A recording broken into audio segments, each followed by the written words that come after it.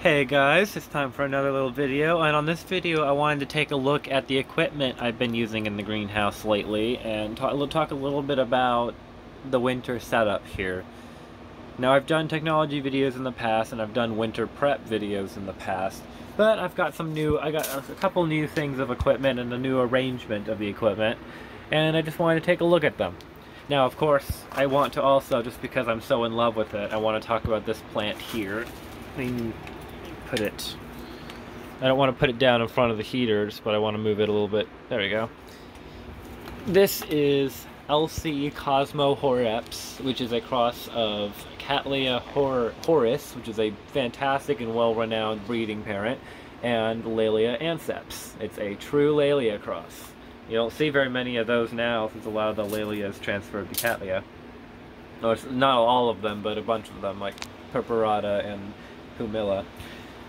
But it's got buds on it, as you can see, although, oops, it just got dark. There we go. I do not think that they will survive. The lighting's a bit weird right now because it's dark, so hold on just a moment, I'll get back to better light. But this middle bud here that I'm tapping, it looks like it's about to blast, and the one on the right might blast as well, and I'm worried about that. So I might lose two of them, I might lose all of them, I don't know. The one on the left seems to be okay for now. But we'll take a look at some more blooms later in the daytime when it's better, but I want to talk about the equipment right now. So right now you guys are staring at my main box fan. It's the only fan I have running right now because the vent fan up there isn't needed when the vent's closed. And it's only hooked up when it's in the summer because the old thermostat's right there. I still haven't taken it down. But it's powered by the thermostat on the cooling function to help push air out of the greenhouse vent. So I've got this main box fan here, which sits in the middle of the greenhouse, pushes towards the front, and it on its own does a great job of circulating air because air pushes in towards the front, and then air moves around the top and the sides around to the back again, and even underneath the stand here, and gets sucked back and pushed back out. So it circulates air really well, and the force of it down the middle means that the plants on the sides get a nice light breeze, but aren't directly, like, it's not sitting in front of the fan like this. It's not doing that. So I got that one on a medium setting right now. I usually keep it around 2. And except on the hotter days, I'll keep it on a 3 when the greenhouse is open. So I've got some electrical equipment, of course. I've got my wiring bucket, which is just this plastic bin that has a hole in the top that we didn't need here anymore. So I put my electronics in it on top of a dry towel, so if water gets in there, it doesn't sit in the water. And then I've got a few things tied into it. I've got a timer there which controls this light bar above these Cattleyas, and that's so that because this corner is the shadiest corner in the greenhouse, and so they need some extra light. So I've got a light bar here, and it's on timer set for I think we're at 13 or 12 hours right now. Maybe I think I need to turn it to 11 by now. And as well as I've got my humidifier tied in here, which is right here. In fact, I'll turn that off just so the fog, well, I'll turn it down to a lower setting actually, just so the fog doesn't get in the way, because it has in the past. I don't know if it is right now. But then I've also got my new thermostat right here. Now again, it's dark on the side, so the lighting's a bit weird, and if I turn the flash or the light on, it would be even weirder. But yeah, so this is the new thermostat. It is I spent 60 bucks on it, just about. It's really, really good. It's 1800 watts. It can control 2 heaters at the same time. It's no longer designated just heat or cool. You can see work 1, work 2. Oops. Work 1, work 2 there. And this if I bought another sensor for it, which I will be eventually, I can control 2 separate heaters or a heater and a thermostat simultaneously. And that's what I find to be really amazing about this one. So for right now, I just got the heater. And the heaters are these 2. This one's hooked into the garage on a separate loop, and this one basically keeps running. Whereas this one jumps in when the temperature drops too low. And this is because I haven't finished insulating the greenhouse yet. I just haven't had the time to go, or the money to go get the bubble wrap. But I will be soon, now that I've started working at HEB. But it needs a little bit of help keeping the temperature up, especially because the walls will get, where it's not insulated, will get too cool. And it's not good when I have all warm growers in here.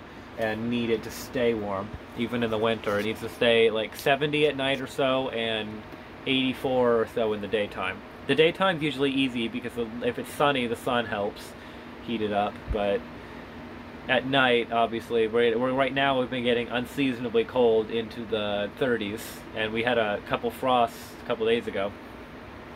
So I need these two heaters in here to help combat that. And you can see that other one just turned on and is oscillating back and forth to spread the heat out. So this thermostat is an Inkbird model. It's probably one of my favorite things right now, and it's the most expensive piece of equipment in here, which doesn't say a lot, honestly. But the humidifier is a Vicks Cool Mist humidifier. You can see if I turn it up, but I'm gonna keep it out there for now. It's a Vicks Cool Ultrasonic Mist Humidifier. It does an amazing job, but the problem with these ultrasonic humidifiers is if you use super salt or water with a high TDS, it deposits that TDS onto the plants as a white dust over time. But that's why I use low TDS like water or filtered rainwater, and it works pretty well. The humidity with the heaters tends to plummet, so right now it says 48, although it averages during the daytime or at night with the heaters running before it cools down. I set it down, it averages about 45 to 55, which is not terrible, but it's better than nothing. And the plants seem to be fine. I get root growth on a lot of things. I've got an Angraecium etzlerianum here, which is in spike. And give me 1 second. There we go. I just resumed. This will be a separate clip of the video. And Angraecium etzlerianum here, which has a new spike right there, but it's been growing. Of course, this root is finishing. It's like kind of stopping, but it's been actively growing its roots and looking really good. I got a new fan, and so I know that the plants are not unhappy because they're growing, and as long as I keep them watered well enough, they'll continue to grow. So yeah, here's the thermostat, this time with some light. And then of course the box fan. So the sensor is up there. You can see it right there. The sensor runs back there only because that's as long as it can go. I can't get it any farther. I need to get it up near the front on the shady side, which is this side here that I'm facing, so that it keeps the coolest part of the greenhouse warm, and that's what I gauge it from. This side here is the hot side generally. It just gets very warm here, whereas this side stays pretty cool because it's shaded during the day. So I need to sense from that side, and that's honestly as far as the cable will go, and I need to hang it down, so I got it there. So the heater, so this thermostat, highly recommend. It's Inkbird, 1800 watts.